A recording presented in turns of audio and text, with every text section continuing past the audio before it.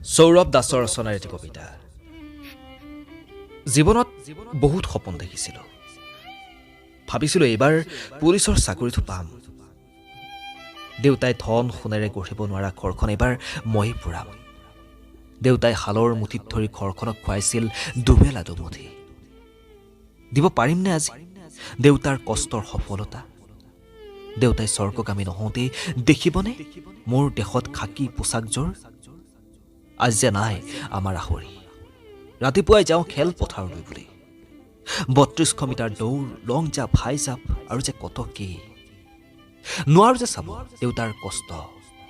সন্ধিয়া দেউতাৰ কাষত বহি এইবাৰ পুলিচৰ চাকৰি ল'ম বুলি কৰোঁ যে দেউতাৰ ভাগৰুৱা দেহত অকণমান শান্ত। এতিয়া যদি ল'ব নোৱাৰো পুলিচৰ চাকৰি, দেউতাবিহীন হ'ব যে মোৰ জীৱনৰ এক জীৱন্ত মূৰ্তি। ধন্যবাদ।